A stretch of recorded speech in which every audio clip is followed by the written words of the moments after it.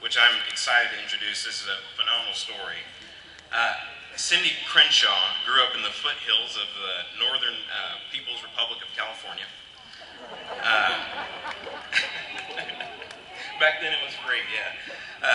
After high school, she joined the Air Force and learned how to install and maintain microwave communications equipment. Her first assignment was Hahn Air Base in Germany. While vacationing in Munich, West Germany on September 26, 1980, she was severely injured when Gundolf Kohler, am I saying that right? Gundolf Kohler, an international neo-Nazi terrorist trained by a Palestinian liberation organization, detonated a bomb at the Oktoberfest, killing himself and 11 others and injuring over 200 more. Cindy lost both her legs and was medically retired from the military 10 months later.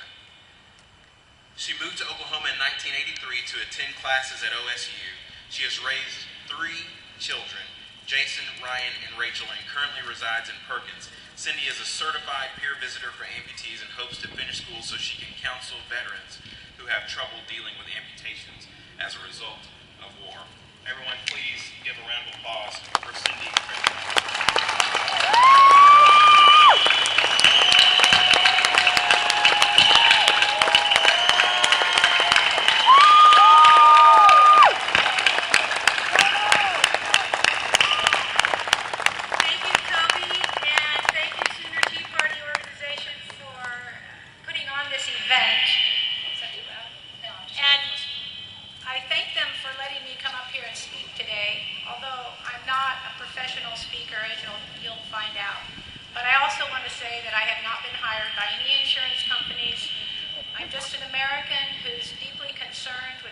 Our lawmakers in Washington, D.C. are sending this country.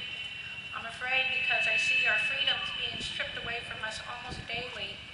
So I felt it was very important to speak out. Thank you again for listening. I resent the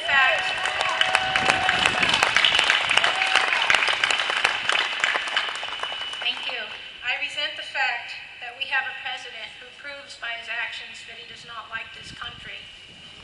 He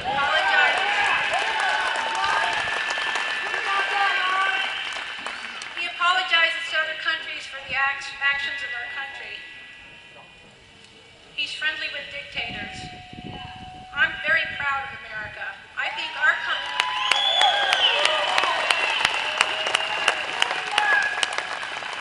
country has done more for the people and the countries of the world over than any other country in our short history.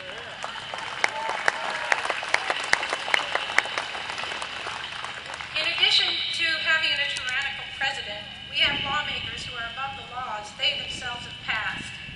I don't think they like our country either. And I know for sure they hate anyone who speaks out against them.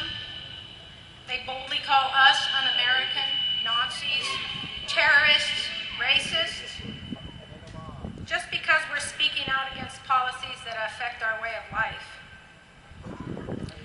When I read the Department of Homeland Security's report this spring that said that I was considered to be a terrorist threat because I was a veteran who opposed my federal government, I just said, I can't stand this. These politicians have got to be stopped. And the American silent majority can't be silent any longer.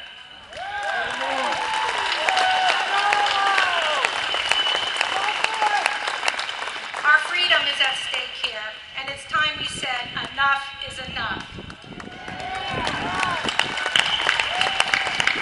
I lost my legs in a terrorist attack, and now my representatives in Washington say that I am a terrorist? Those people are not my representatives. No way.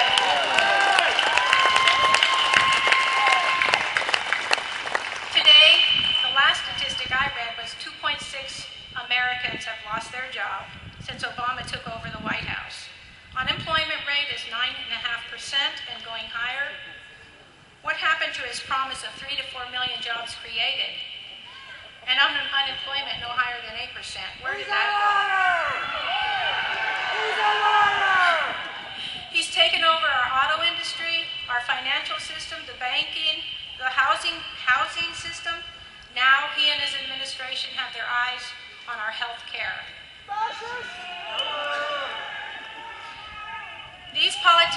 Washington are trying to destroy the greatest healthcare system the world has known. Not because they're inept. No, it's because this is a deliberate power grab and they've been at it since the 1960s. They know if they control, thank you, they know if they control our healthcare, they control us. Now many say the VA system is a good one. And they say that America would do okay with a system like this. Well, since I've been retired, have been in the VA system. And I've received care that's been good most of the time. But I oftentimes go and see my private doctors that I pay for out of my own pocket. I have that right, and I don't want to lose it. Sometimes, though, when I go to the VA, I may have to wait a month or two to get an appointment. And when I have my appointment, I may have to wait hours to see the doctor. Now, when our entire country is forced into this system, I think healthcare as we know it is going to cease to exist. Already veterans are being rationed in their care. Veterans coming home from Iraq and Afghanistan, they have to settle for certain types of services and they can't have others, and also they have a time limit. My son got back from Iraq, he has 5 years to get his care from the VA. If this healthcare bill, HR 3200, passes, I won't have the option to go see a private physician, and neither will any other American, except the politicians, because they won't be covered under the same plan, and neither will their families.